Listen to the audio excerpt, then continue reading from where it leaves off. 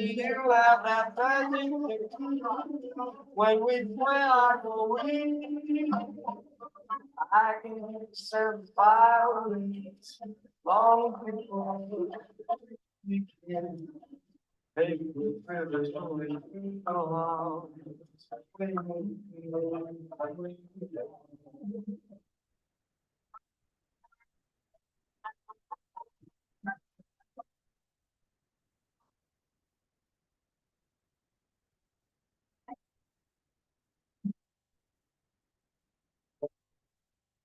Other dancers may see on the floor. You but my heart was the only you. Only found that magic technique. When we sway, I believe. I can hear the sound of fire. Long before. Make me feel so little your heart. Swimming through, swimming out. When the stars bang, makes me sweaty. Like a living on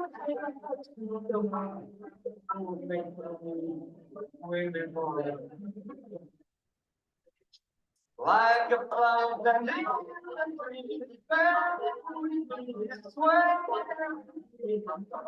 when we dance, you have a way. Stay with me, sway with me. When more stop to fly,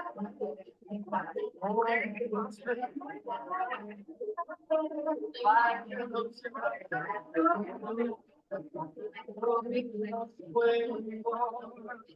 Bring people. like a flower that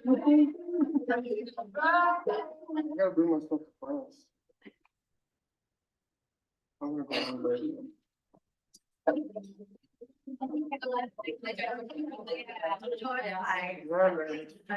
Yeah, man. Me and Cassie always fall asleep in that class. We're trying to keep each other awake.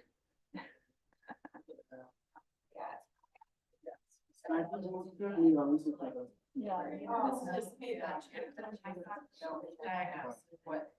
I'll try to bring some more, bring more people.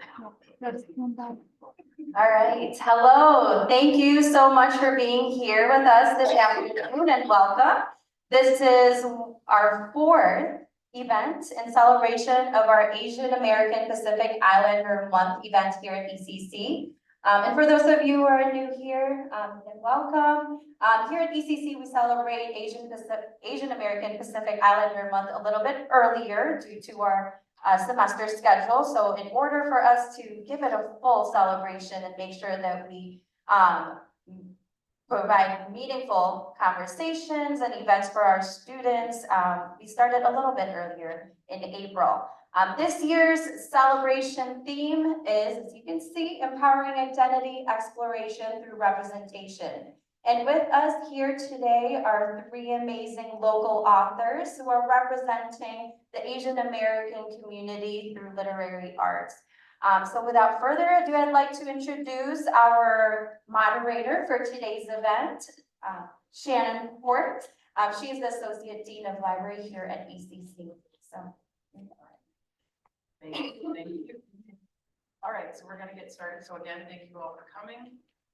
So I'd like to first introduce Nipapan Moore Robertson here. Is an author, coach, trainer, and speaker.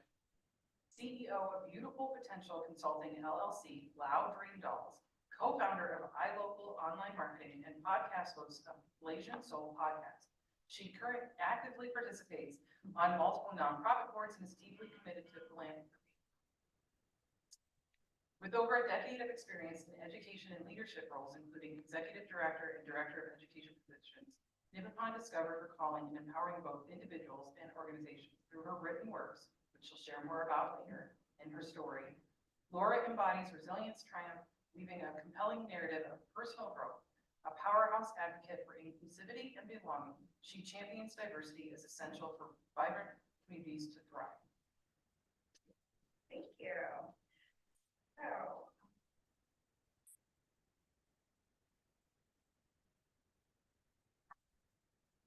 hello, everyone. Oh. Hello. There, Okay. Oh, there we go. Okay. Hi, everyone. Thank you for having me. Thank you for inviting me to this awesome event. I am an Elgin native. This is where I grew up. So I'm excited to be back here to talk about my book and my book journey. I will be reading off of my latest book, which is Noise: Journey to Belonging. It is pretty much like a summary of my original book. This is my very first book, which is $40 and a Dream. And this book came out when I discovered at 35 years old that I was actually born homeless outside the refugee camps of Thailand after my family had fled the secret war on Laos. And after that discovery, I just knew I had to capture my history and everything that I had experienced. And the subtitle of it is Breaking Through the Bamboo Ceiling. And so I pretty much, through my eyes, it's a memoir of growing up as an Asian American and what I had experienced in elementary school up to corporate. So breaking through the bamboo ceiling really goes through how and what I had to go through to break through the bamboo ceiling, literally, to hit a multiple $250,000 salary. In which, once I did that, is when I did discover that I was born a homeless refugee, kept coming to America with only $40 and a dream. And that is what drove me to leave my corporate job to pursue my purpose in sharing my story, which is when I launched my business. And so when I learned that there was the Teach Act, is when I launched my children's book, because I thought to myself, well, what about the schools? You know, this was to adults, right? It was more for adults. So I took a little bits and pieces of this and created a children's book so that way children can relate to it. And it also explains how my experience was coming to America and what my experience was growing up in U46 schools. So I'm actually going to read the beginning parts of it and then let me know what my timing is like. And then I will stop and then let you guys, you know, if you want to purchase the book and whatnot, you can read the rest of it. So Noise: Journey to Belonging, A Quest for Courage. And that is me in the front. Well, my nickname is Noi. Noi in Laos means little girl. And my dad always called me Inang Noi. So this is, you know, my little Noi. And so Noise: Journey to Belonging. Let me go to this page. Okay. So one special day, a little Lao refugee girl named Noi was born to Sam and Chita. Noi, which means little, is the youngest of her two big brothers, Chico and Tui. She was born in the midst of chaos and without a home. Her family was so poor that they didn't know where their next meal would come from. Noi's family came from Laos, a place full of hidden beauty and friendly chatter, where the aroma of exotic spices filled the air. Children played joyfully amidst rice fields and swaying palm trees. Laos is the land where nature and people lived hand in hand, creating a beautiful tapestry of life and tradition. Then, one day, the scary sounds of war echoed through their peaceful village. Noi's family, along with many others, had to leave their homes to stay safe. They packed a tiny bag with a few things and began a tough journey in search of safety. They became refugees. I get emotionally reading to my own book. Okay, bear with me. Okay, they became refugees, moving away from a place that they loved. Okay, sorry guys. All right, took all that time with the makeup and then I got to cry. Okay. Noi's family walked for days through the tough terrain, thick jungles, and tricky rivers. The nights were cold and the food was hard to find. The days seemed very long, but they never gave up hope, believing that a brighter future was waiting for them in a distant land. Okay. All right. Their journey brought them to a land called America. Noi's dad had heard it was a great place full of hope. Noi's family came to America with only one bag holding all that they owned with just $40. They arrived in America with just $40 and a big dream, and they made their new home in a city called Elgin.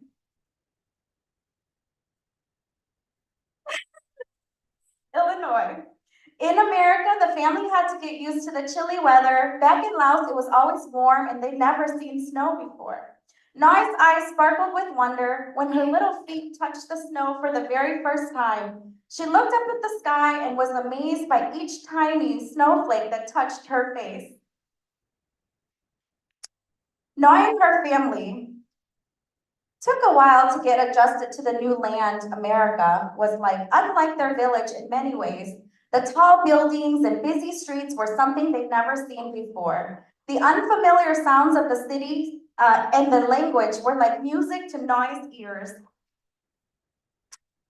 As Noi faced her first escalator, her eyes sparkled with excitement. The magical moving staircase was just like the tales she had heard about, but her joy turned into panic as she didn't know how to step off.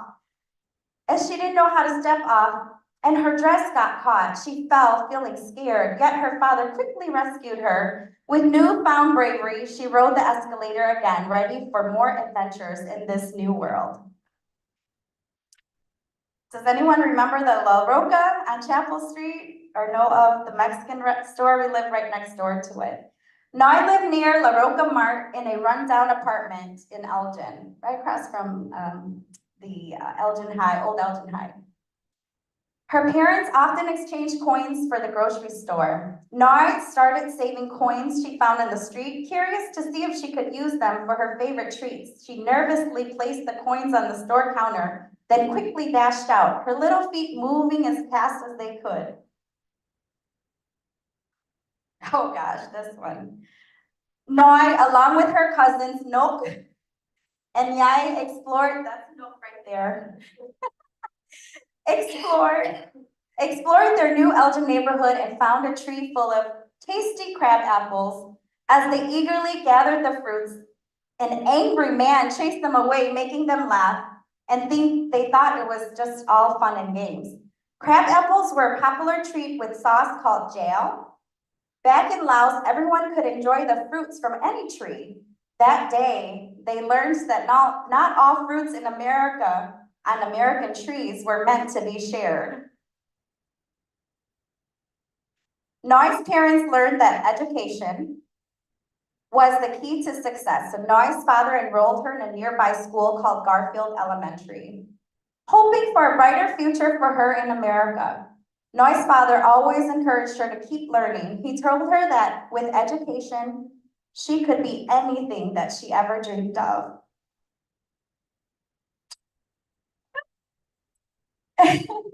On Noi's first day of school, she felt like a little boat on a big ocean. This was the first time that her classmate had seen anyone that looked like her. They stared with curiosity as she walked across the room toward her seat. Their stares were followed by sounds of whispers, and laughter echoed across the room. Noi's classmates teased her about her clothes. Her family didn't have much money, so she wore clothes that kind strangers had given them.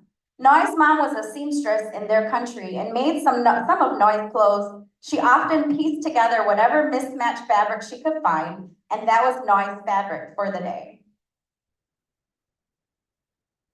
The kids didn't know how to treat someone from a different land. They would throw paper balls from a straw at Noi whenever the teacher was not looking. They did mean things to her, hoping she would just go back to where she came from. They pulled the chair from underneath her before she sat down. This made Noi fall straight to the floor. Afterwards, they pointed at her, laughing at her while she sat on the ground. Each day was a new surprise of what the kids would do. Noi never knew what to expect from her classmates. Recess was supposed to be one of the highlights of a child's day. For Noi, recess was the worst time. Noi often got teased during recess. Her classmates would say mean things to her. They had never heard of the land of Laos, So they would chant things like Chinese, Japanese, look at these, as they pulled their eyes back to make fun of her slanted eyes. Ha ha, ching chong, go back to where you came from. One day at recess, Noi saw some kids playing with a jump rope. They were playing a fascinating game that Noi had never seen before, the game called Double Dutch. Noi wanted to try it out, and she gathered enough courage to finally approach the other kids, hoping to join their game. Go away, you can't play with us, said the mean kids. But instead of welcoming her, they continued to make fun of her, saying mean things. Tears welled up in Noi's eyes as she felt left out once more. She moved back to her usual quiet corner in the playground. Feeling really sad, she just watched the other kids play, wishing she could be part of the fun. So I'll stop there, because then that's when the twist turns. And then the good part comes. All right. And I'm actually going to be going back to Channing Elementary in a couple of weeks, so that's going to be a very touching, emotional moment. 40 years later, I'm going back to my school that I was a refugee child at. Oh, that's awesome. Well, thank you for that. Thank We're you. gonna do questions at the end, at the later time. Everybody to take questions. So think about questions. All right, thank you very much. So the next author that we have is Mia P. Manansala. Okay, she is the author of Tita Rosie's Kitchen Mystery Series. Her debut, Arsenic and Adobo, garnered starred reviews from Library Journal, Publishers Weekly, Book List, and Shelf Awareness, and hit the ABA Indie bestseller list and has won multiple awards. The New York Times stated, Manansala peppers the narrative with enough red herrings to keep readers from guessing killer, but the strength of the novel is how family, food, and love intertwine in meaningful and complex ways, which are common themes in her writing. A lover of all things geeky, Mia spends her days procrastinating, good one, playing RPGs and Otome games, reading cozy mysteries and diverse romance, and cuddling her dogs, Miho and Max Power. So you have the floor to do your background. All right, hello everyone. So I was born and raised in Chicago, but my parents and grandparents immigrated from the Philippines in the 70s and 80s. And so for me, as you can see from my bio, I'm a huge nerd. So I'm the only fiction writer up here. I really love genre fiction. So I read romance and mystery and sci-fi and fantasy. And growing up, I never got to see myself in those worlds. I always, if you could find an Asian American book, it was about trauma. It was about war. It was about the immigrant experience. And those are all hugely important stories that I would never, but I thought we should have more. We should have it all. We should have the wide scope of choices, the way that our white peers does. Because I was born and raised in Chicago, so that, and so my experiences are very different. And so with my books, I'm reading the stories that I've always wanted to see on the shelves. So my series is cozy mysteries. And for people who aren't familiar with that term, I call cozy mysteries like Hallmark movies with dead bodies. So even though, yes, there's mystery, even though there's murder in it, there's no graphic violence, sex, or bad language on the page. I literally wrote a book that my mom could read. I literally wrote this book for her. My mom works at the Harold Washington Library in Chicago. She's the one who gave me my love of mystery. And so, you can read these, before you go to bed. There's no serial killers. This dog will always be fine. You do not have to worry, right? So those are the kinds of stories that I write, ones where we get to have joy, where we get to be the heroes of our own stories. So I'm going to read a shortened version of chapter 1 from my debut, Arsenic and Adobo, to give you an idea of the kind of book it is.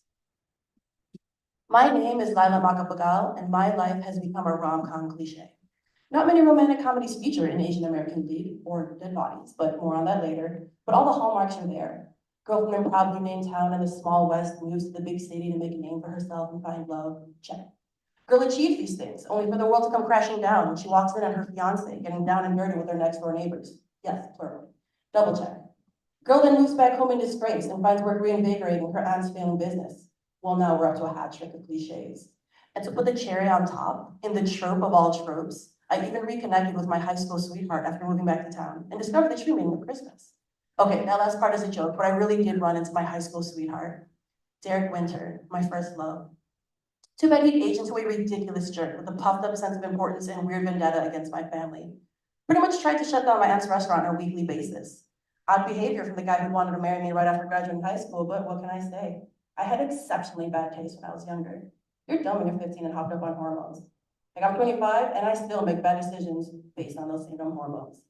Hence me working at my Tita Rosie's restaurant other than running my own cafe, which is what I've been going to school for before I found out Sam was a cheating scumbag. That was right around the time my aunt sent me a distress signal, and so here we are. So instead of grinding my own coffee beans or brewing the delightful loose leaf teas I'd sourced from my dream cafe in Chicago, I now spent every morning preparing mugs of Copico 3-in-1 in my hometown of Shady Palms, Illinois, over 2 hours outside the city.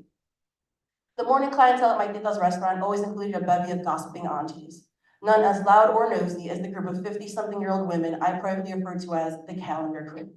Their names were April, May, and June. They weren't related, but all three of them were completely interchangeable, down to their bad perms, love of floral patterns, and need to provide running commentary on my life. It was their due, after all, they were my godmothers. Yes, plural. They bore the important title of Nina and were my late mother's best friends. They loved and cared about me in their own infuriating way. I brought over their morning plate of pandesal, and they descended like a pack of locusts upon the dish of lightly sweetened Filipino bread, spreading the warm rolls with butter and dipping them in their coffee or drizzling them with condensed milk. And like locusts, once they were done devouring one thing, they moved as a pack onto their next victim, me. Lila, why is everything you wear always dark? You look like a bruja. And your hair's always in that ponytail and hat, not sexy. I am not cool, what is this? You get bigger every time I see you. This last statement, accompanied by a firm pinch of my arm fat, was from Ninang April, who always had to have the final say. April always was the cruelest month. I was used to these digs against my parents. It was how older Asians showed affection. Excuse me. And I could ignore my grandmother's first two comments. While being told you look like a witch would bother most people, I considered it a compliment. I love natural remedies, dark color palettes, and make bewitchingly delicious baked goods. So I learned to lean into the bruja image. Everyone needed a personal brand. My white gain, however, was a sore topic. Bad enough that I'd been eating my feelings and couldn't fit my old clothes anymore. I didn't need them and their fat-phobic comments rubbing it in. Then again, I hadn't been home in almost 3 years. Their covering Catholic in me recognized that these bars were just the beginning of the penance they would make me pay for being away so long. I waved my hand dismissively. I mean, April, I'm just adjusting to being back home. You know, everybody eats well when Tita Rosie is around. The calendar crew all nodded as they helped themselves to the coconut jam and queso or salty white cheese that I'd added to the table. Why do you think we come here all the time? The decor, Ninang May asked. Just around scuffed tables, mismatched silverware, and appliances from the 80s. Nobody cooks better than your Tita Rosie. A loud ha was the response to Ninang May's comment. We all turned toward the source of this rudeness, and my stomach clenched as I locked eyes with the only man I hate as much as my ex-fiance, Derek Winter. Derek sipped at a travel cup of coffee and tapped his foot in a cartoonish show of impatience. Hey, could I get a table already? My godmothers all clicked their tongues in unison and began whispering furiously in Tagalog as I approached them. I thought I made it very clear you weren't welcome here. His eyes twinkled in amusement, something I used to find so attractive, but his charms were wasted on me now. Now, Lila, is that any way to treat a customer? The man behind him asked. My eyes snapped at the newcomer. I hadn't realized Derek was dining with a guest. He'd always eaten alone before. Supposedly dining solo made it easier for him to focus on the food so he could write his reviews. I figured he just didn't have any friends. And even more surprising than the idea of someone willingly spending time with Derek was his companion. What was Derek doing with our landlord? Mr. Long, what are you doing here? What, a man can't have brunch with his son? He clapped Derek on the shoulder and flinched. I've owned this plaza for a while now, but I've never tried your aunt's cooking. You missed another payment. So after seeing some of Derek's reviews, I figured I'd come see what the problem was. See if I could offer any assistance. I narrowed my eyes at Derek. The problem, huh? And since when were these two related? You'd think he would have told me his mom had remarried when we first saw each other, but I guess it's just another of his little omissions. Derek met my glare with a smirk and gestured toward his favorite table near the window. Honestly, how is it even possible to have a favorite table at a restaurant you allegedly despise? Of course, make yourselves comfortable. I smiled sweetly and added, but no outside food or drinks are allowed. Derek rolled his eyes and started toward the door, but Mr. Law intercepted him.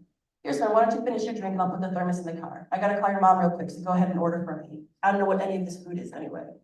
I waited till Derek gulped on his drink and handed over the travel cup before hurrying to the kitchen to talk to my aunt and grandmother. These two coming here together, especially after our latest warning about being behind on rent again, could only mean one thing for us: trouble.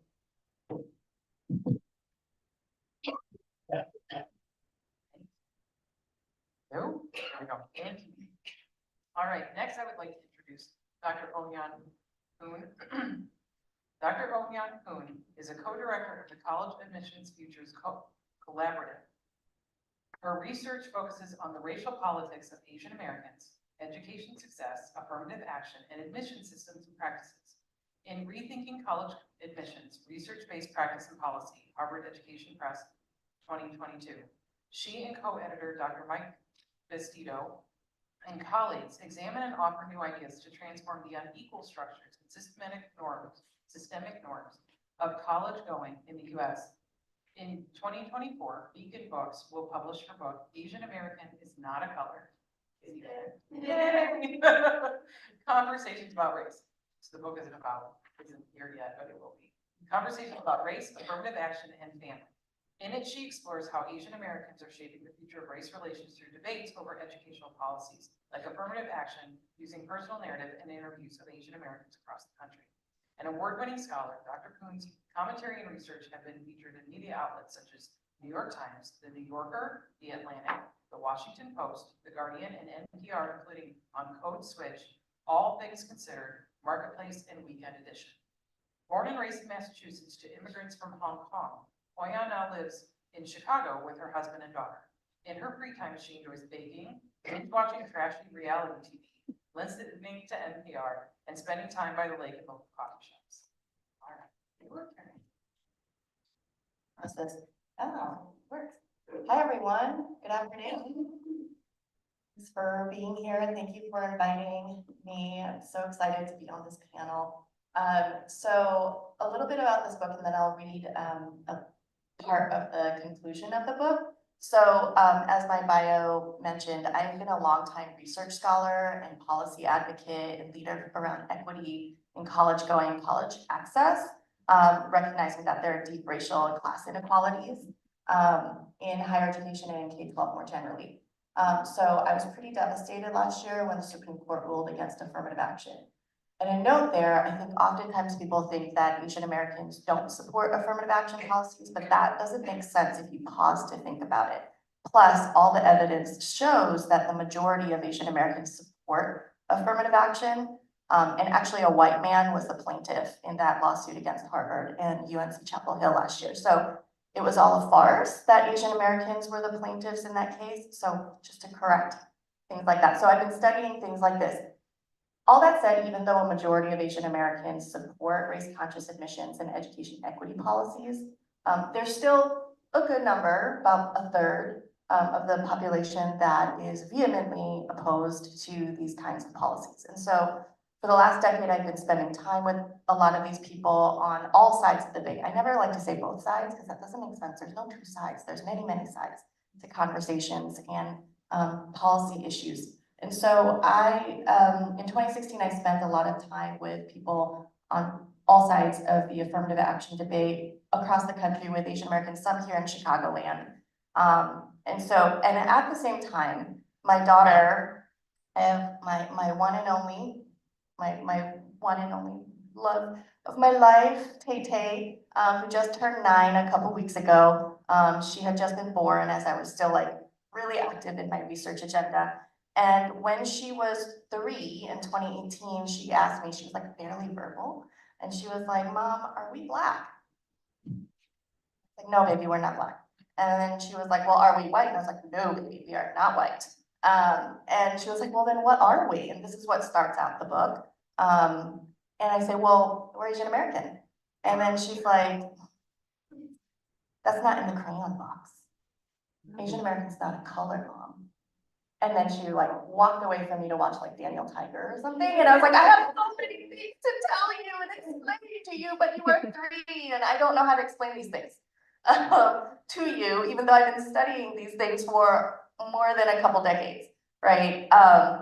So every chapter in the book opens and closes with a letter and a conversation with my daughter. Things like, last year she asked me, "Mom, are we colonizers?"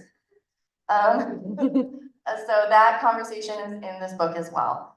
So reading from the conclusion, which is entitled Asian American Identity is a Solidarity Ethic and Practice. My dear daughter, when you were 7 and your friend Jaya had just turned 8, he came over to our house for a spaghetti dinner. As Jaya asked for seconds, I noticed you picking at your still nearly full plate of noodles. And then I did something that I swore as a kid I would never, ever do if I ever became a parent. I remarked to Jaya, wow, Jaya, you are such a good eater. I wish Tay was as good as you at eating her dinner. And Jaya smiled ever so briefly, looked at you, and the smile disappeared. You glanced at Jaya's empty plate, and then up at his face, with red sauce around his lips, framed by his brown curly hair. With a frown, you quietly looked down at your lap. My heart fell. It was not the best parenting moment of my life, probably one of my worst. My heart fell, and I immediately regretted my words. Jaya turned to me and said, that's not fair. There's nothing wrong with how Tay eats. Sometimes I'm not a good eater. He could have accepted my praise, but Jaya refused it when he saw that it came at your expense and realized that my characterization of him was too simple. Jaya's words seemed to empower you to look up at me and say, Mama, that hurt my feelings. You made me feel like you don't love me, and you wish Jaya was your child. Together, the two of you told me that I had disguised criticism of Tay within an insincere compliment of Jaya. You collectively rejected my double-edged words and could have seeded a resentment between you and splintered your friendship. I offered a sincere apology to you over dinner that night and promised I'd do better in the future. You and Jaya are 2 third-generation Asian American children. One mixed ethnic Chinese and Thai, that's Tay, and one Black, Jewish, and Indian mixed race, that's Jaya. In that dinner table exchange, you embodied what it meant to be Asian American through your instincts to act in solidarity with each other. Motivated by care and love for each other, you intuitively rejected my words aimed at dividing you and Jaya. That moment was one of my low points as a parent, especially when I realized that I was engaging in a form of wedge politics that so often gets enacted between Asian Americans and other people of color within power-laden social contexts, and especially within these affirmative action debates and other education debates. Asian American is not a color, you told me when you were just 3 years old. You weren't wrong. With that simple and powerfully observant quip, you propelled me into wondering how I could best support you as you began pondering our social place in a racialized world and questioning what it means to be Asian American. Explaining the complex and absurd realities of the world around us without overly complicated scholarly words doesn't come easily to me. I wrote you this book to share my hopes for the future and continue engaging in the conversation you started when you were just a toddler. All along, you already understood the practice of political solidarity that I believe is central to what it means to be Asian American. I want you to know that what it means to be Asian American in this world has always been contested and is evolving within a racial hierarchy that keeps whiteness at the top and Black people at what Derek Bell has called the bottom of the well, all in relationship to transnational empire and settler colonialism. Asian Americans participated in the collective creation of affirmative action policies and programs, recognizing that our future was interlinked with those of other systemically marginalized people. Okay, so the imperfect and challenging practice of political solidarity for a shared desire for justice is central to what it means to be Asian American. It is a practice that resists invitations of power seeking to sow division within disingenuous compliments that flatten Asian Americans into a quote-unquote model minority stereotype of self-sufficient high achievement to propagate white dominance and the oppression of Black, Indigenous, and other people of color, including Asian Americans. This is why the wonky legal battle over race-conscious college admissions in the federal court system has been so personal for me. I simply cannot tolerate the idea in the SFFA lawsuits against race-conscious admissions that a white man sold deceitful praise of Asian Americans, contrasting a stereotype of us against stereotypes of other people of color to strike down race-conscious admissions. Ed Blum's win in the SFFA cases will ultimately hurt all of us. I have never believed that affirmative action was the silver bullet for curing systemic intersectional racism. However, this policy has been an important touchstone of larger efforts seeking to advance equitable opportunity in a society that was historically built on the dispossession of Indigenous land and life, anti-Black chattel slavery and apartheid, transnational empire, and labor exploitation. Now that the Supreme Court has struck down race-conscious admissions policies and practices, will people understand that most Asian Americans were unwillingly pulled into Ed Blum's lifelong campaign against policies for a multiracial democracy? Thank you. All right, so now we're going to start with the Q&A part. So I'm going to ask a few questions of each of our authors, and then you guys will get a chance to ask questions. So we'll start with Nick. What was the most surprising thing you learned while writing your books? Very great question. Well, the most surprising thing that I learned was that I was born homeless. Outside the refugee camps of Thailand. Well, in my first book, I do explain how I even discovered my history, and it was almost like unreal when I had to do a paper with my husband. He was going to college at the time, and he had an elective course where he had to interview someone from out of the country. And that's when he decided, oh, my wife is from out of the country. She's going to be the person I interview. So then all these questions that he had, I realized that moment I didn't have answers for. And that's when I picked up the phone and I called my father and I said, hey, why are we here? Where did we come from? You know, all these questions just started coming out, and my father didn't have a response. He had absolute silence. And if you read my first book, you'll know why I explain everything in there about the war and everything, and his escape and everything. But he just sat there over on the other side of the phone, silent. And he said, here's a phone number, call this lady. And I said, oh, okay. So I'm supposed to call this lady named Jane. And so I picked up the phone and I called a lady named Jane. And she picked up the phone and she started crying on the other end, like, Nippapon, oh my goodness, it's been 35 years or 30 plus years since I've seen you. Apparently, it was a lady that was one of the sponsor committees that sponsored our trip to America from First Presbyterian Church. And she said, give me a week and give me your address. I'm going to send you what I have in my attic. She sent me a week later. I was sitting in my Elgin house, and I got the package, and one by one in my living room, I pulled out pieces of my history that I had no idea about. That's when I discovered my homeless refugee picture as a child with the sign up, and that's when I had discovered the front page paper, and one of the ladies at the church was also a news reporter, so she captured everything.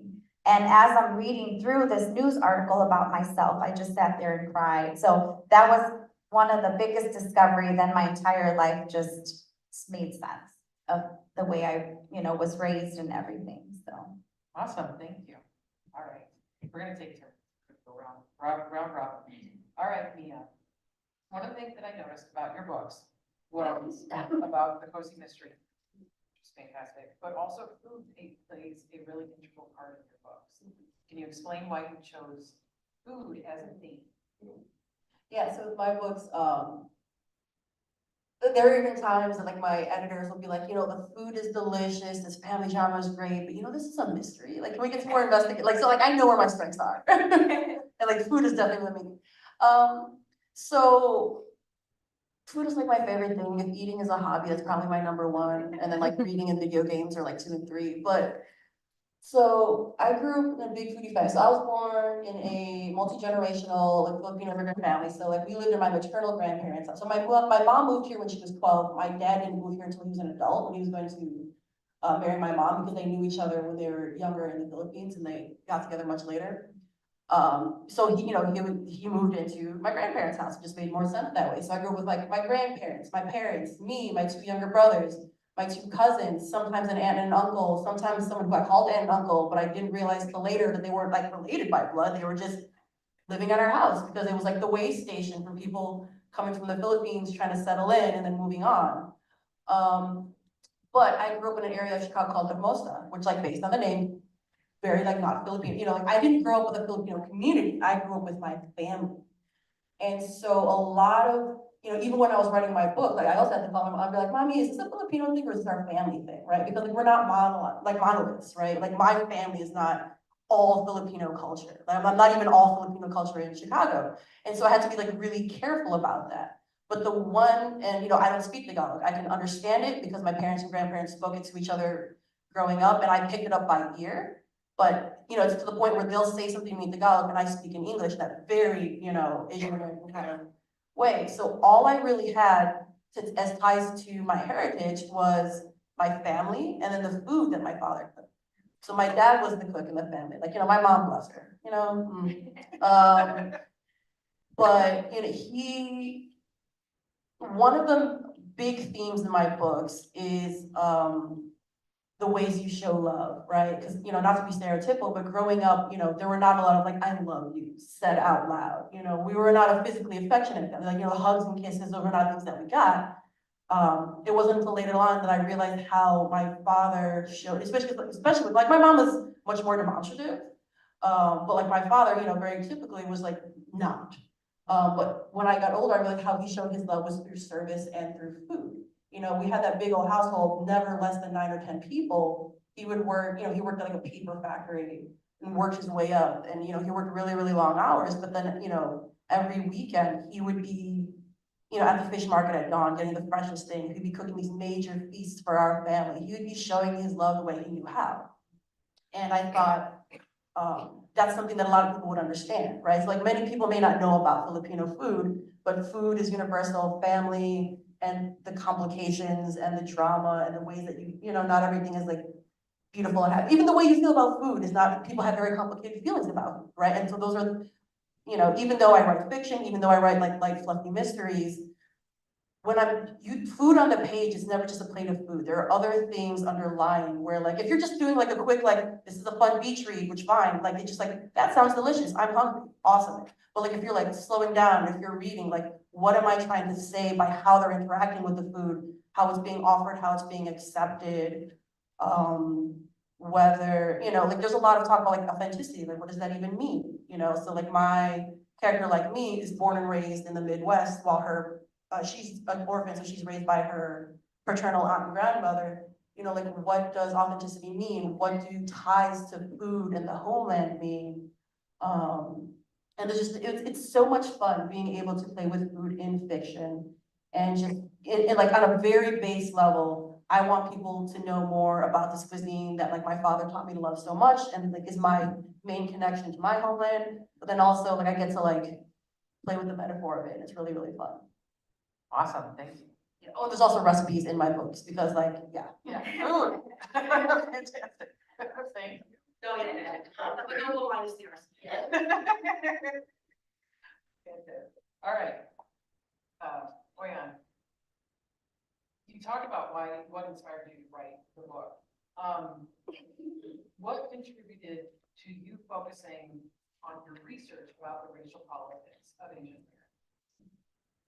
Yeah, so, I couldn't, like I said in the reading, I was like, I have a hard time. I think my training has just really drilled into me this very scholarly way of explaining things and No. hyper theoretical, Right. which I decided to challenge myself in writing this book to not go there. And the only way I could really get into this voice that wasn't like, well, child, the theory of racial formation by Michael Aldigan and Howard Winant would tell you that, right? Like, was to really like imagine myself talking to my daughter, right? Across the ages, right? So she's 9 now, but she started asking questions when she was 3, which is very normal. My child is not unique, right? Like, this is science has determined that children as young as like 2 or 3 start noticing differences in the world and they start wondering, that's just natural human development. So it boggles my mind that there are these like groups of parents who are like,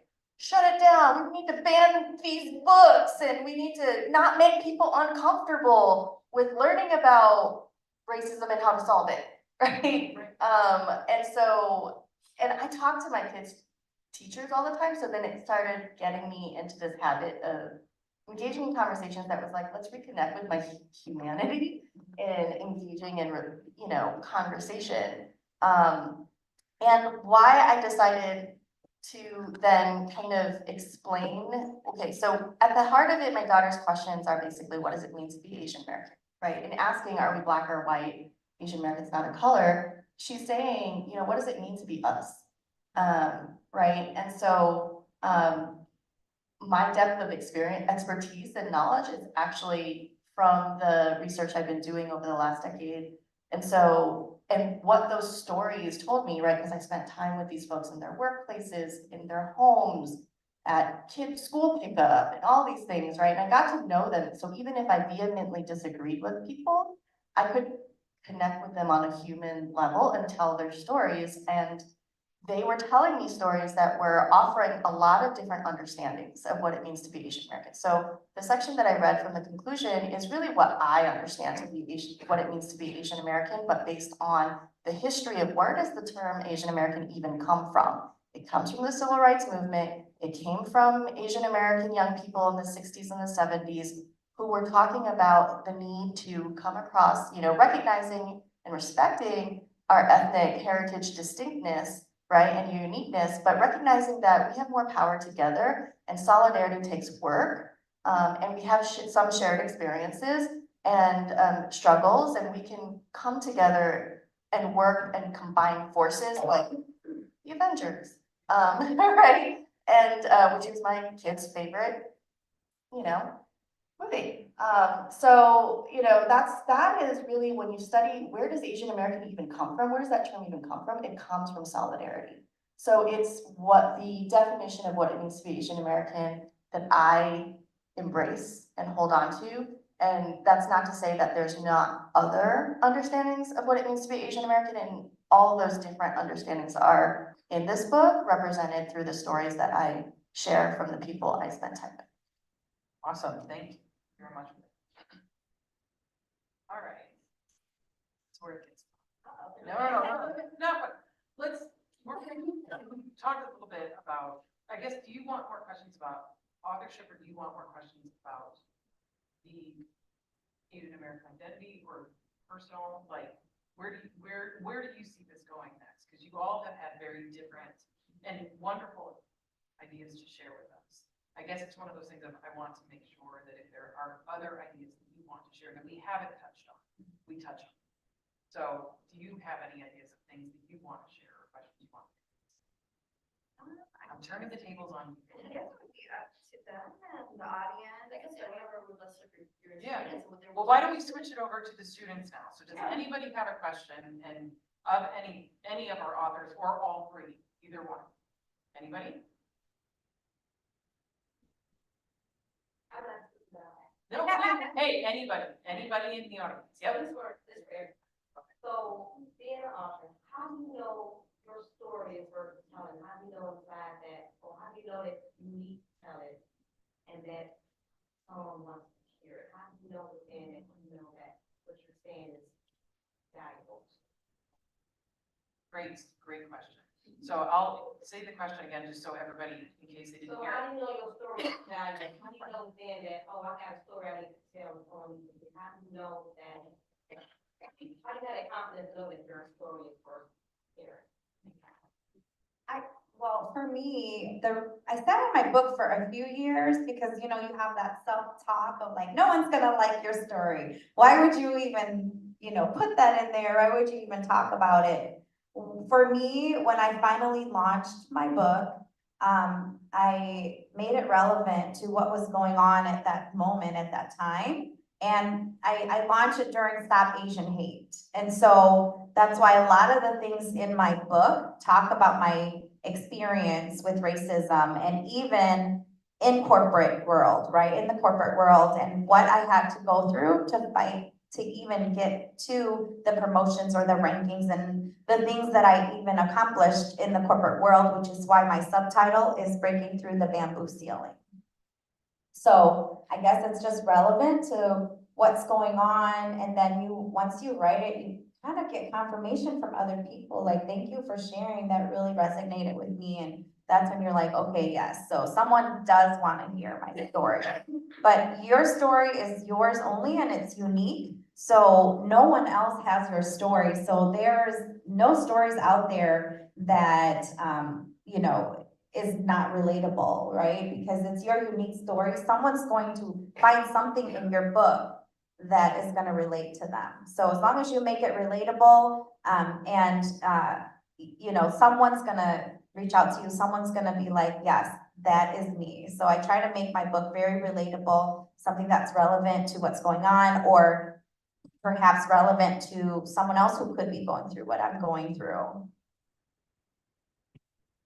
My premise is because I write fiction. And so again, I'm bringing up that Maya Angelou, like if there's a book that you want to read, you don't see it on the shelf, you should write it yourself. I mean, I'm a big believer in that.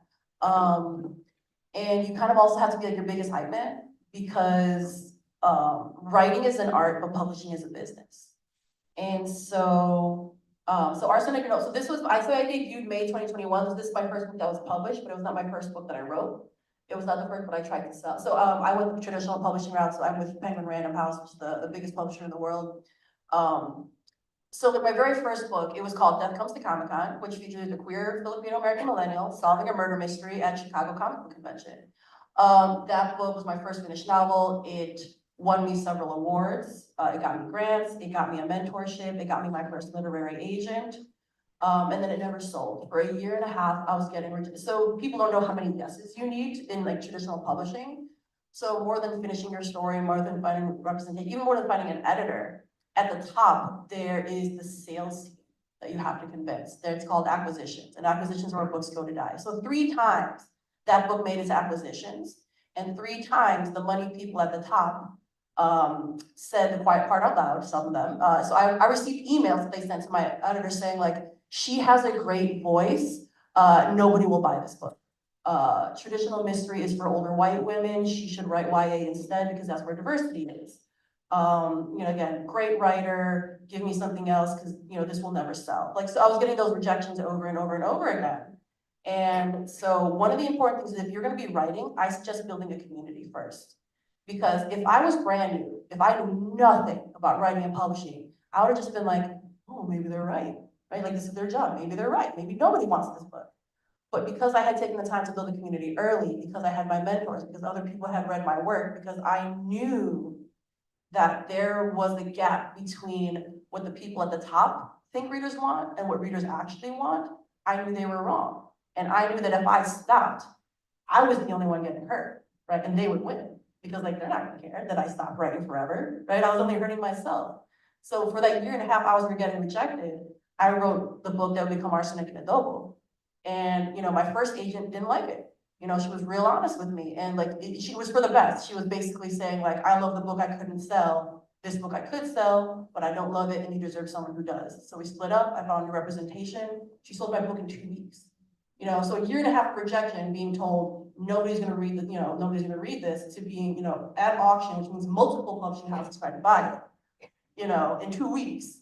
So there's a lot of luck involved. There's a lot of believing yourself and knowing like, I love this. I wrote this because I love this. I wrote this for me. And I know that there's a gap out there. And so you gotta have to keep pushing. I know people who 10 years of rejection before they got their first, and now they're like major bestsellers. So it's one of those, like, it's a field of rejection. And in my head, I have to keep reminding myself that if I listen to that, if I allow my love of writing and the stories I'm trying to tell be solely based on that external validation, they will win. Because there will always be those loud voices telling you you ain't nothing, right? And they're wrong. And I had multiple people coming up telling me how much those people were wrong. I've had multiple people like, I've never seen a Filipino in mainstream fiction. I've never seen a cover. I didn't even know, like, I had an Asian American woman, sorry I'm taking up so much time. But, No. someone emailed, I still cry when I think about it. She's like, she's a Korean American woman who's trying to write, who loves mystery. She's writing her first thriller. And she's like, my whole life, I've only ever written books with white characters because I read nothing but thrillers and thrillers are only white people. So I assumed I had to write white characters if I wanted to be published with thrillers. And this is not a thriller, like again, just recipes in the back, there's a cute dog on the she's like, but like I read your book and then I saw, not myself, but I saw that there could be an Asian American main character in this space. And I didn't realize that that was possible. And she was like also in her 30s, she's like, I was 35 when that book came out. And she was also in her 30s, to have to wait that long to realize like, oh, I can be in these books too. I never want anyone to have to wait that long to like see themselves again. Great answer, thank you. Thank you for this question, because I'm learning so much. No, this is No. This is fantastic because I'm just learning so much. Yeah, I just love how you're saying that, like, it's really, it's almost like got this story in your heart. I mean, I read so much fiction now. Now that I was a tenured professor and I left because I felt like there was other things I needed to do in the world. But I don't know what I'm doing. I like follow lockstep, like I know how to get tenure. I know how to publish an academic paper with 10 people reading it, maybe. But it's gonna get me the kudos and all, the academic awards that none of y'all will ever know about, right? And will not really affect the world. And so I want to thank you for, I was like, oh my gosh, I'm so excited I'm going to be next to Mia. I'm like, I see your books all over all the indie bookstores. So just to hear your story is really great. And I just want to thank authors like you who have really been like really forging the path in these indie bookstores and with the big presses because that gave me some of the confidence to be like, maybe I can step out of my academic space into nonfiction. Like, big step out, right? And not going with a university press, right? Because I know how to do that, right? This is my third book. And the first two books are they're academic books, right? The first one was written with my good friend Badia Ahad, who's a dean at Emory University now. And she and I had our first book together. It was it's called Difficult Subjects, and this was published in 2018. Difficult Subjects, it was about like teaching universities and how the world is really challenging and how do you teach and work with students in a way that affirms like, yeah, the world is burning, even more so now. So like all the stuff, it feels so outdated now, right? Like 2018, it feels so outdated now. It's another world. It's like ramped up even more. And then my second book, as was mentioned, is called Rethinking College Admissions, and it's really again, it's very like research-based, policy-based. What can we do to make sure more people are, that people have an easier time going to college, right? Right now, it's just ridiculous. I think it's the Hunger Games. It's ridiculous. It's just too many barriers, and it doesn't have to be that way. And so that's what that book is about. Like, here's some ideas to like throw it out. And right now, I'm actually working as a consultant to Governor Pritzker's office on these issues. And so things are coming, So I'm a very like policy practical, so then even to write this, you spoke about rejections, all the academic presses that I'm so used to, NYU Press, University of Chicago Press, Harvard Ed Press, they were like, this is not really research. I was like, it's fully based on all the stories I'm telling is based on my research or citations of other people's social science research. And they're like, yeah, but it's not stuffy enough, essentially, right? It's accessible. Oh my God, it's accessible. That's just terrible. What an offensive thing to say about my writing. And I think that's when I was like, I think I do, all those rejections were like, maybe I do need to step outside of the university presses that I'm so familiar with, because maybe a few hundred people get the book, maybe some professor friends of mine will assign these books, great, but like, is it really making an impact? Yes, in a way, the Rethinking College Admissions book got me into the governor's office. But I think I'm like really in my almost 50 years oldness. You know, I'm yes, embrace it. I'm still learning. I'm still trying to figure out who I want to be when I grow up, what I want to do in life. Right. And so I think this is what this book is like, I'm a full-on Asian mom. And I'm gonna claim it. Like, it was like this weird realization too, when I became a mom, where I was like, all my life I'd made crack jokes about Asian moms. Maybe I've done that. I have, I know I have. And then I was like, my kid starts talking and the way I'm reacting, and I'm like, oh my God, I'm an Asian mom. Right? And I know this cycle. I'm like, now I'm offended by Asian mom jokes. But all to say, I feel like even that story to be like, this whole story, I'm writing as an Asian mom, but it goes against every story out there or stereotype or joke cracked about Asian moms and how we raise our kids and how we act in the world. And so I felt like that story needed to be out there too. My publisher, on the other hand, is like, this is about affirmative action. And I'm like, That's a good point. because it's also remembering why you started that story to begin with. So with Arsenic and Adobo, again, after a year and a half of rejection, I wrote this book for me and my mom, right? My mom, you know, she's not a librarian because that you need a master's for that. She's just a page. She's literally, yeah. She's, you know, she's a minimum wage worker. She's the person who puts the books on the shelves. And she is the one who, you know, discovered Cozy Mysteries as she was putting the books on the shelves. She's the one who introduced me to it. We started buddy reading it as a way to connect because we don't have a ton in common, but we have that. And so when I was getting those rejections, when people were telling me you have nothing to say, I was thinking of my mom, who I had not sold a thing. I didn't even have an agent at one, you know, early on. She would be on the fiction floor showing to her coworkers being, this is where my daughter's book is gonna go. Like, she had it pictured years in advance that I was going to make it and she was gonna be being able to shelf my book one day. And so, you know, it's something like that, you know, whatever it is to you, like, you know, even though the story is like fun and fluffy, it's personal to me because it was for me and my mom. And that's what kept me going through all those rejections, all those like oddly personal rejections. And so if you're writing something, keep that in your head. Don't let anyone take that away, because that's what's gonna keep you going during those tough times. Like, you know, use that, yeah. Can I ask you what an agent does? Because I don't have an agent.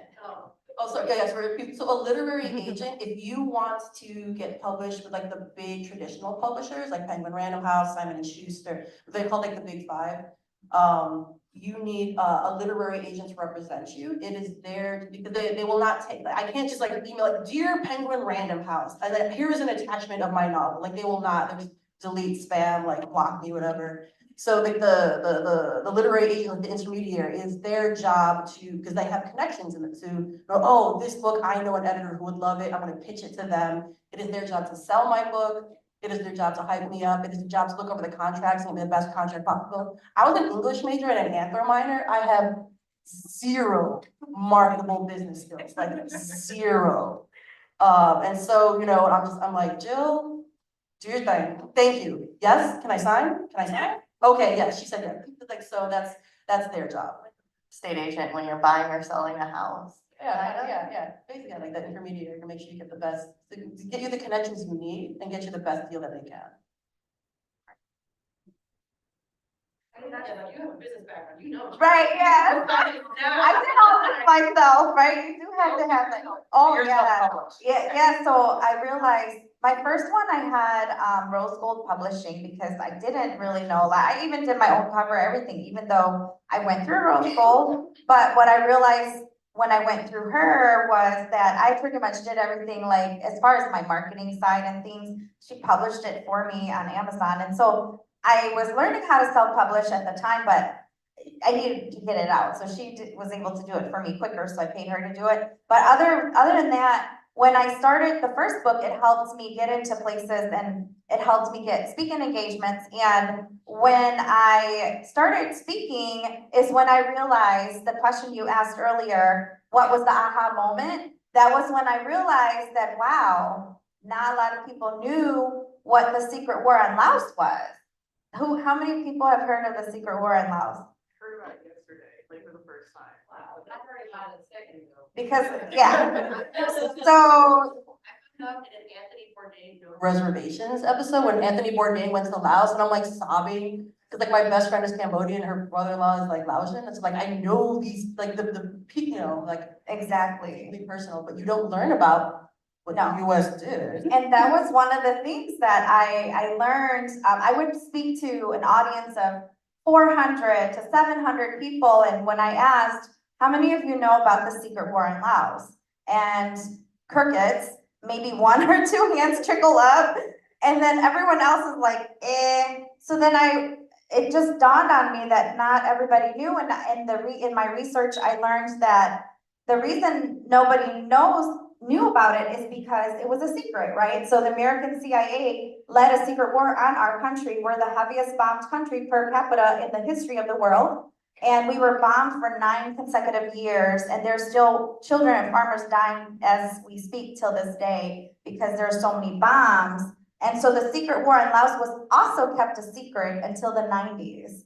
And so nobody here, including myself, that's why it was a secret to me. And that's why I didn't discover till I was 35 what happened to our country. When I actually sat my dad down and interviewed him was my discovery. And then knowing that nobody knew, it really drove me to write my second book, which is A Secret War Within Us. So now it really talks about the mental health of what we went through growing up as refugees, the generational trauma that came down and affected us, the children of refugees, and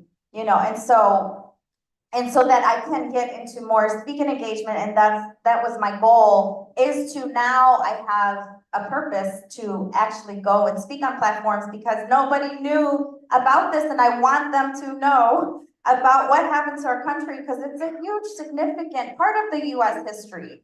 However, no one really knows about it. And so that's why we're here. And that's why, I thank you again for allowing me to share this as well to the other people that haven't found out about the secret war in Laos yet. Now you know, and now go online, go look, do your research, and you'll find a lot of things about it and it will blow your mind. You can watch also the movie we just did, the Lao Redemption movie is free on YouTube. It's like, just kind of like a little bit of history of it too, but it was filmed in Elgin, but yeah, watch that and do a little research and you'll learn a little bit more on it. Awesome, thank you. Okay, any more questions? That was a great question. Great discussion. Could be about being an author, Asian American, anything you're really doing. Yes, in the back. What do you think is the most difficult part about being an author? The most difficult? Well, from what I've heard, from other authors, probably the marketing, right? And the sales, like, now you have a book, now what, right? And so I think it all boils down to knowing who your audience is. And so, because my husband has an online business, I kind of piggyback off him and I learned how to do the branding and the marketing side. But once you discover who your niche is, then you'll know how to grow that, right? And so this one, when I did this, I knew that my niche was like even the Laotian people, right? Who may not know their history like me, but also Laotian people who have gone through the trauma and all of that, and they want their grandchildren and the children's children, who are sometimes mixed, that they want them to also know and discover that too. And so what I ended up doing, which you'll see on my poster back there, I ended up creating a Lao doll with this book. So now I have kind of like American doll, but a Laurican doll.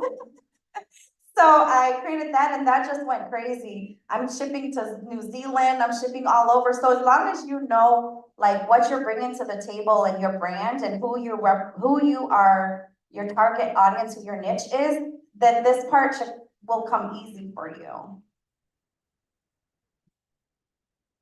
Yeah, even as a traditionally published author, like you still have to do a certain amount of like marketing. Like, so for me, all I like, the writing is the most important thing to me. But again, like now that I wrote this book, now I have to sell this book. And you know, they do some things, but there's still a lot that's put on you. And when the book fails, it's your fault. When the book is a success, it's theirs, is how they put it. And so, and also like the talk of like the external validation. So I write full time now, so I'm able to do that, but it's really weird because you know, I dreamed of being an author since I was a child, right? And then this book came out May 4th, 2021. You know, most books come out on Tuesday, as you know. And so, you know, when your dream comes true and you're like, wow, oh my God, I did it. And like, you think it's supposed to be this momentous thing, but for everyone else, it's just Tuesday. And you're just like, huh. And it's like, and then like, and your life just keeps going. And so like, you know, one of the things is like, what happens when you turn your passion into your job, right? Because now I don't just like, you know, so I have 2 books coming out next year. I also have a YA. And so I just turned it in on Monday, and I couldn't just be like, oh, I'll write when I feel like it, when the muse moves me, because this is art. Like, no, it's like I need, if I do not turn it in by this date, I do not get paid, and I need to pay my bills. And so that balance between doing what you love, but the thing that you love is your job, being people out there reading your books, but you have no control over how it's being accepted or how it's being perceived and what people think of you, you know, the external validation of like, wow, people really hate this book about my cookie baker solving murder. That's even like, you know, so like not reading those reviews where it gets really personal. So like, it's for me, the hardest part of being a mentor is basically the mental game, right? Of just like, how much external validation am I allowing to shape my own worth and value? And how much knowing like, I'm doing what I want to do, I'm doing what I'm meant to do, this outside noise is distracting from that, you know, like you need to learn to disconnect and step away, so that balance of like, this is a job, this is my art, you know, I need to sell these books, I also need to, you know, prioritize my mental health, you know, things like that balance counts for me. I'm having nightmares this week. I'm realizing I'm very emotional this week because, like I said, Tuesday is when this finally is out there. My dear friend Phil Yu, Angry Asian Man, you may have heard of him. He's helping me do a virtual book launch event next Tuesday. Which is really exciting, and you know, I've got these book launch events at like Women and Children First on Wednesday, and then the following Monday at Seminary and Hyde Park, and then I'm like flying all over the place, but all of that is like mostly me driven, and it's been a lot of work, but the nightmares is because I broke down the other day and I started screaming at my husband because I was like, you need to stop this.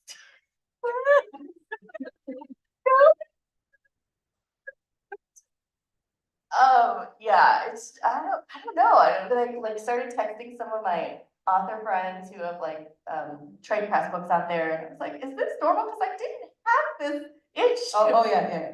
My middle brother is a nurse. I'm like, tell all of them. I don't care that it's a stereotype. Tell all of them. I need to not have 0 people there. I cannot. Oh my God, and you people signed up for my Zoom thing, but that's probably gonna be like 15.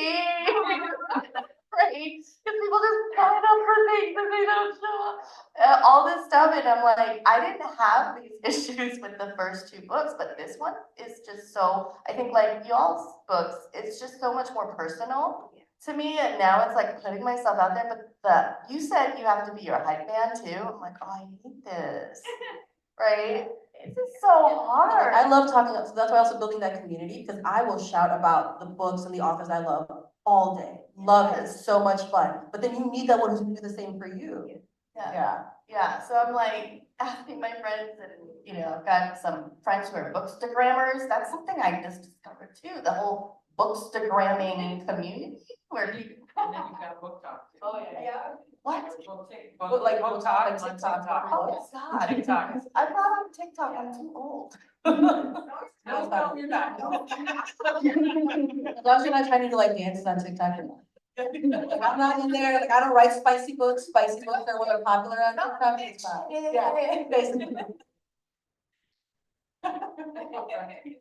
TikTok your bill, which follows on TikTok. There you You go. know that? They don't get their bill, which follows on TikTok. Oh, I will confess, the only time I'm ever on TikTok is because, Rush Talk in the fall. I don't know, sorority Rush Talk? Fascinating. Oh. As someone who studies higher education, I'm like, Anthropological studies, we were like, I'm oh. like, oh, and there's characters and oh my God, they got beef and. All right, quick question, thank you. Any other questions? Go ahead. Well, it's more for Dr. Quinn, but the rest of the office can also answer, like how you said about model minority, like, would you say it's like wrong that like Asians are like part of it, like, it kind of feels like it's just part of the culture, like, you can't like change it, or like, you think it's like better, they should stay with it, or whatever? Yeah, I think so the question was like, is the model minority something that's good or how, what is the position of Asian Americans in that? And am I getting it? Oh, there. So, I don't think okay, so are there high achieving Asian Americans? Yes. Are there Asian Americans who struggle? Yes. Are there people all over the place across the spectrum? Yes. Unfortunately, when there's a model minority stereotype, it's not just about us. It's about shaming other people too, and to suggest like, there's no such thing as racism, because look at the Asians, only the high achieving ones. Let's ignore the fact that there's all kind of issues and that Asian Americans do in fact face racism of all kinds of different ways, right? Like, for instance, why is it that, oftentimes we'll hear, oh, the number one cause of death among young people in America is suicide. No. For Asian Americans, it's suicide, but it's not for all Americans, right? So suicide is the number one reason. Suicide ideation is extremely prevalent, right? So we have to wonder, like, what is that disparity? What is that difference? Where does that come from? How has this systemically been created, right? It's not a cultural thing, right? Also, it's not a cultural thing that Asian Americans are academically high achieving. If you look at, okay, just take China, right? Chinese Americans, of which I am one, in the United States, the Chinese diaspora has a very high, two things, both high college attainment rates, right? Higher than average in the United States, but also very high, less than high school rates. So there's this bipolar kind of bimodal distribution. In China, only 3% of the population has a college degree. Right, so if it's cultural, and going to your comments about authenticity, right? Like, shouldn't then Chinese people in China also have high academic achievement rates? It's not cultural, it's structural, right? It's systemic, right? And so are there Black people, are there Latinx people, are there Native Americans who are high achieving? Yes.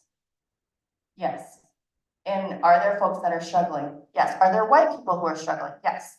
Right? So when we stereotype this population as a model minority, it's not just a stereotype of like, look at Asian Americans, they're high achieving. It is that story I told about Tete and Jaya, which is, look at Asian Americans, look at how great a eater Jaya is. Why can't you, other people of color, do better like Asian Americans?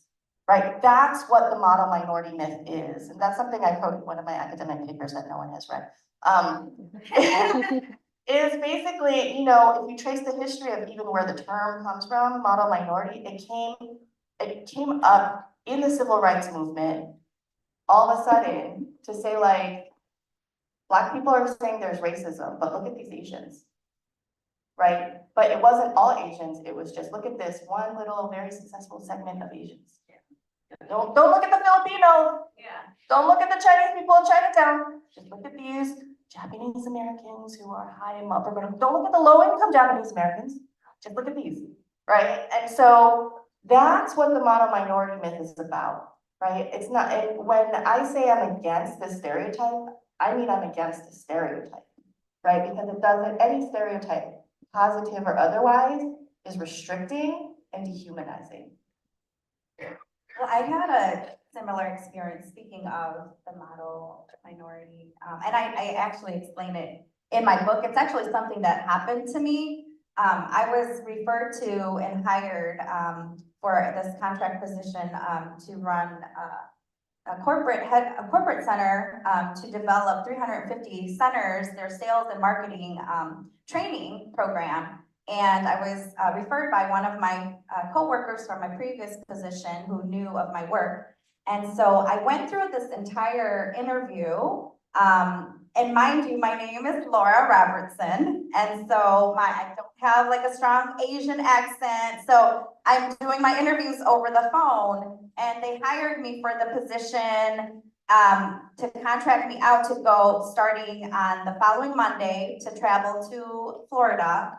And I'm supposed to meet with someone down there to change my plans, to travel. And so right before the trip, the VP says, "Oh, Laura, the CFO would like to talk to you, so I'm gonna introduce you to him." And I'm waiting by the phone because everything else has been by phone, so I'm waiting for the phone to ring. It rang, but she's like, "Hey, why aren't you on the Zoom?" They wanted to see my face. And so I was like, "Oh, okay." All the other times it was on a phone, so I thought this time was also on a phone. So I went on the Zoom and say, "Hey, hi, Karen."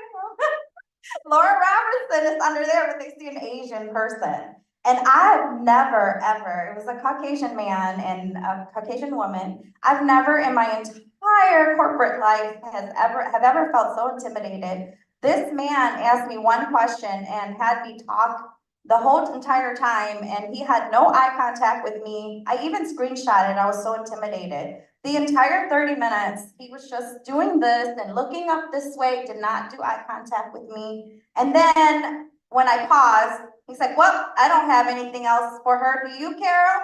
And she's like, "Oh, no, I'll reach out to you on Friday, Laura, and we'll finalize all the paperwork for your travels and everything." And so Thursday came around, I didn't hear from her. Friday came around, crickets, no word from her.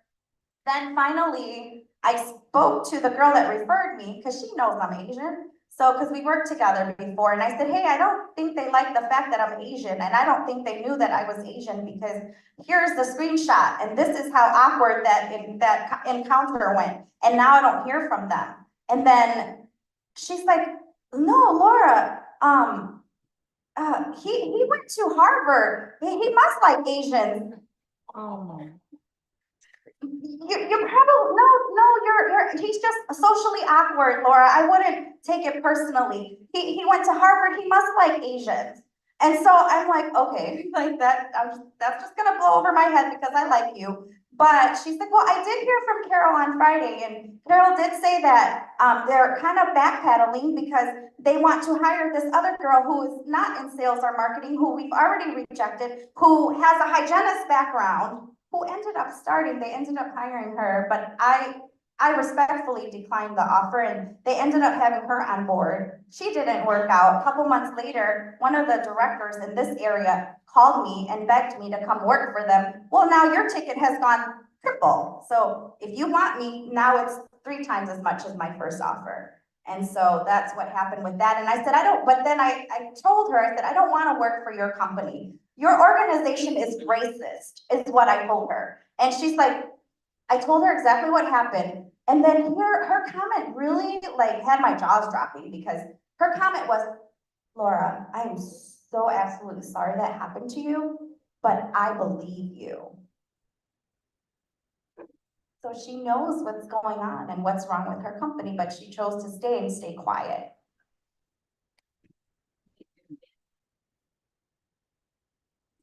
That's right. Okay, so we have 5 more minutes. So anybody else have a question?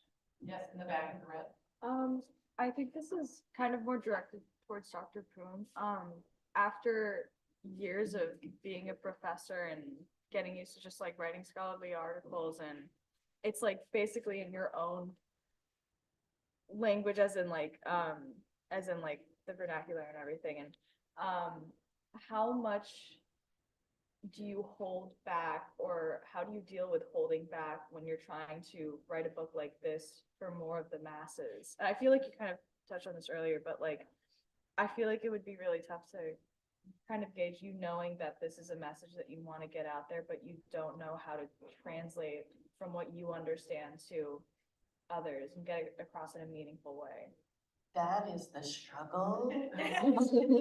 So many PhDs. Because, and I've joked with some of my students, I was like, don't let the PhD training beat the humanity out of you. That's why I like highly encourage, right? Watch all the trashy TV you can, right? Like, it's an anthropological study. Sorority rush talk. It's like, I mean, it's a very specific segment of the population and culture, but I think it's about living your life, and I appreciate, you know, the reminder, even when you're like writing full time, and this is your passion, to make sure that you go and live life and be in conversation. But the struggle, I think, I also had this, I think I bombed an NPR interview this week, and I was also then very mad at myself and took it out on my husband again. But it was because I couldn't do that thing, right? Like, it was a very simple question, and then I started running into like the minutia and the details of the little pieces of theoretical detail. And I was like, oh my God, pull back, pull back, pull back, but it was too late, right? And so I think that is a struggle, and it's really hard, and I'm still, I feel like I'm a recovering academic. Yeah, there's recovery. If there's anyone who knows like a recovery program that I can sign up for, I would pay good money for it. Thank you. All right, any other questions before we? Yeah, well, thank you so much. The stories have been amazing, and I'm so excited by this conversation, and hopefully our audience enjoyed it too. So thank you again so much. I'm gonna hand it over back to you. All right, can we give our guest authors another round of applause?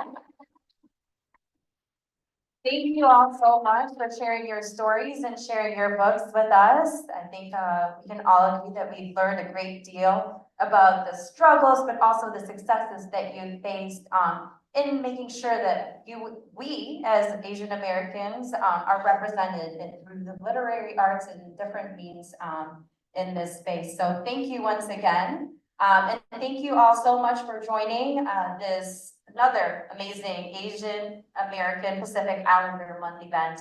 I do want to say that we do have 2 more events that are coming up next week. On Wednesday, we have Streets of Asia. We will have food trucks, Bollywood Zumba, guest performances from our Asian Filipino club. We have a Filipino band, cultural performances, and a craft vendor fair that's going to be happening. It's going to be outside in Building B on the lakeside patio from 11 to 1:30 p.m.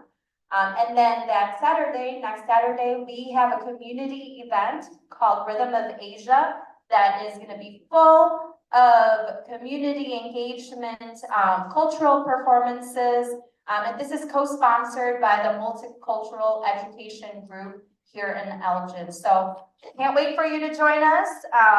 And once again, thank you. Hope to see you all at the next events. Huh? I love that,